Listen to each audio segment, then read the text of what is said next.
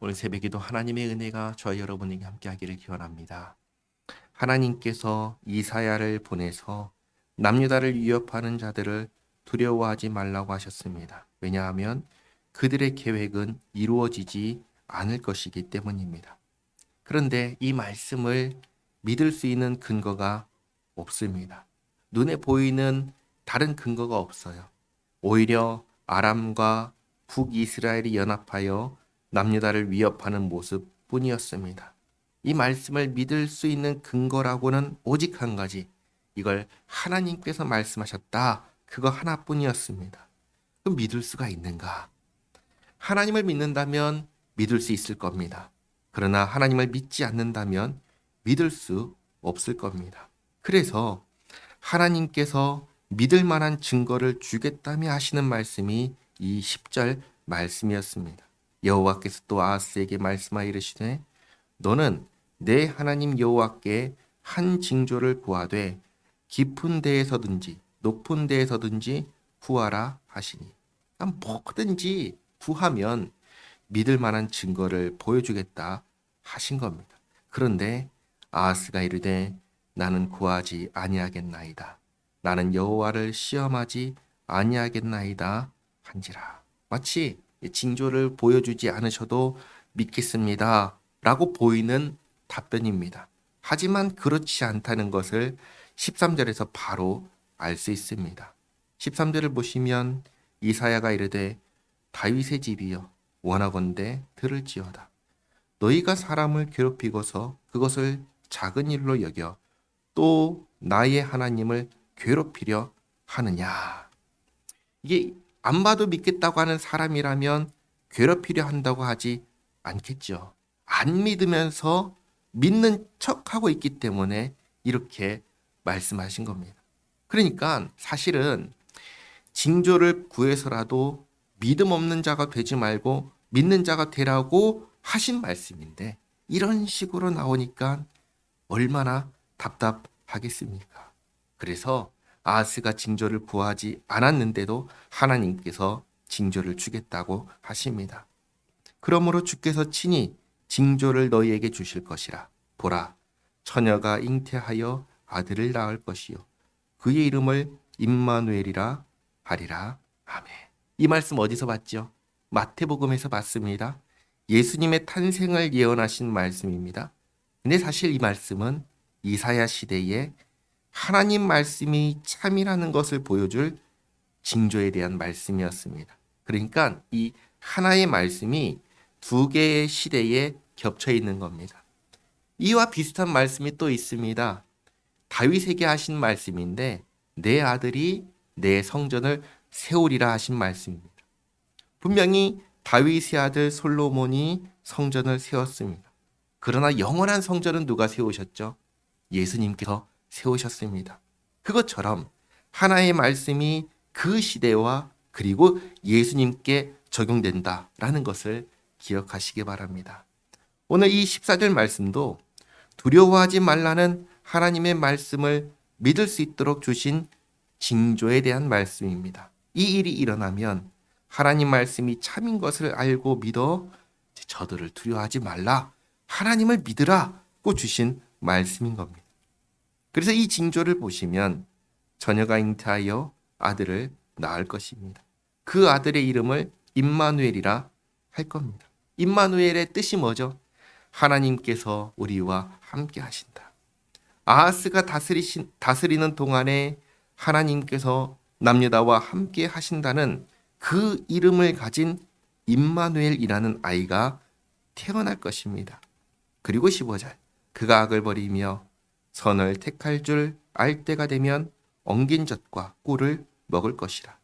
대저 이 아이가 악을 버리며 선을 택할 줄 알기 전에 내가 미워하는 두 왕의 땅이 황폐하게 되리라. 이렇게 이 아이가 자라서 선을 택할 줄 알기 전입니다. 아직 어릴 때에 아람과 북이스라엘의 땅이 황폐하게 된다고 하십니다. 그러니까 아하스는 징조를 구하지 않았지만 하나님께서 믿을 수 있는 징조를 두 가지를 주신 겁니다. 하나는 임마누엘이라는 이름을 가진 아이가 태어나는 것이고, 다른 하나는 이 아이가 악을 버리고 선을 택할 줄 알기 전에, 그러니까 아직 어릴 때에 두 왕의 땅이 황폐하게 되는 겁니다. 그러면 이 두 가지 징조를 보고 어떻게 하라는 거예요? 하나님 믿으라는 거죠. 하나님 믿으라는 겁니다. 그런데 이어지는 17절부터 보시면 남유다에 일어날 미래의 일을 말씀하시는데 잘 보시기 바랍니다. 여호와께서 에브라임이 유다를 떠날 때부터, 그러니까 이스라엘이 남유다와 북이스라엘로 나눠진 그때부터 당하여 보지 못한 날을 너와 남유다와 내 백성과 내 아버지 집에 임하게 하시리니 곧 아수르 왕이 오는 날이니라. 아수르가 북이스라엘을 정복하고 그대로 남침하게 되는 그날입니다. 그날에는 여호와께서 애굽 하수에서 먼 곳의 파리와 아수르 땅의 벌을 부르시리니, 북에서는 아수르가 침공하고 남에서는 애굽이 침공하는 겁니다. 다 와서 거친 골짜기와 바위 틈과 가시나무 울타리와 모든 초장에 앉으리라. 그러니까 사람이 들어가기 힘든 곳까지 전부 다 이들이 들어와서 침공한다는 겁니다. 뿐만 아니라 그날에는 주께서 하수 저쪽에서 세내어온 삭도 곧 아수르 왕으로 내 백성의 머리털과 발털을 미실 것이요 수염도 깎으시리라. 아주 수치스럽게 만들 거라는 말씀입니다.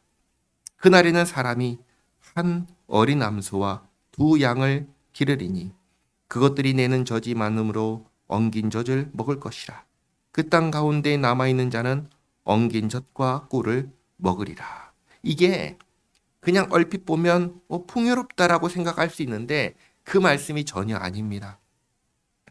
황폐하게 되어서 농작물을 거둘 수가 없어서 어린 암소와 두 양이 내는 젖으로 겨우 살게 된다는 것을 말씀하신 겁니다.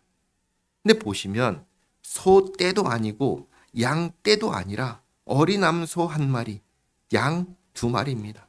근데 그걸로 먹어도 젖이 많다라고 하는 것은 사람이 많다는 거예요, 적다는 거예요? 사람이 적다는 겁니다. 얼마 없으니까 그 조금 나오는 젖으로도 충분하다 할 정도로 그렇게 나라가 황폐해질 것을 말씀하신 겁니다. 그리고 23절 보시면 그날에는 과거에 1000그루의 은 1000개의 가치가 있는 포도나무가 있던 곳마다 찔레와 가시가 날 것이라. 온 땅에 찔레와 가시가 있으므로 화살과 활을 가지고 그리로 갈 것이요 보습으로 갈던, 그러니까 경작하던 모든 산에도 찔레와 가시 때문에 두려워서 그리로 가지 못할 것이요 그 땅은 소를 풀어놓으며 양이 밟는 곳이 되리라. 아멘. 논밭이 이렇게 황폐하게 되어서 아무것도 수확하지 못하게 된다 하십니다. 자, 그러면 이제 중요한 게 남았죠. 왜 이렇게 될까요? 분명히 하나님께서 아람과 북이스라엘의 계획은 서지 못하고 이루어지지 못한다고 하셨습니다. 그러니 두려워하지 마라, 안심하라 하셨습니다. 오히려 남유다를 위협하던 두 왕의 땅은 황폐하게 된다고 하셨습니다. 그런데 왜 이어서 남유다도 황폐하게 된다고 하시는 걸까요? 그 이유가 뭘까요? 그 이유는 믿을 수 있도록 징조를 주겠다 하셔도 안 믿겠다고 하기 때문입니다. 9절 말씀을 보시면 오늘 읽지 않고 지난주에 읽었는데 이렇게 말씀하셨습니다. 만일 너희가 굳게 믿지 아니하면 너희는 굳게 서지 못하리라고 하셨는데 이 아하스가 하나님 믿기를 끝끝내 거절한 겁니다. 하나님 나라는 누가 지킵니까? 군사력이 지키나요? 사람이 지키나요? 아니죠. 하나님께서 지키십니다. 그런데 하나님을 믿지 않는 겁니다. 그러면 믿지 않는 백성들을 하나님께서 지키실까요? 아니죠. 도리어 믿지 않음을 두고 징계하시는 겁니다. 이것은 믿음이 연약하고 부족한 것을 두고 하시는 말씀이 아닙니다. 믿을 수 있도록 징조를 주겠다. 그러니 구하라고 하셨음에도 불구하고 그걸 거절해버리고 믿지 않겠다고 한 것에 대한 징계인 겁니다. 우리의 믿음은 덮어놓고 믿는 믿음이 아닙니다. 하나님께서 시간 속에서, 공간 속에서, 역사 속에서 이루신 사실 위에 믿는 믿음입니다. 어떤 역사를 하셨죠? 아들 예수님 보내주시고 예수님께서 십자가에서 죽으셨고 3일 만에 부활하셨고 승천하셨고 오순절에 약속하신 성령을 보내주셨고 그리고 다 도망갔던 제자들이 돌아와서 뭐가 생겼어요? 교회가 생겼잖아요. 이 사실 위에 믿는 믿음입니다. 예수님께서 이렇게 말씀하셨죠. 믿음 없는 자가 되지 말고 믿는 자가 되라. 기도하겠습니다. 하나님, 저희의 눈을 열어 하나님께서 하신 일을 보게 하옵소서. 말씀하시고 이루신 역사를 깨닫게 하옵소서. 그래서 믿음 없는 자가 되지 말고 믿는 자가 되게 하시고 믿음으로 살게 하옵소서. 예수님의 이름으로 기도하옵나이다. 아멘.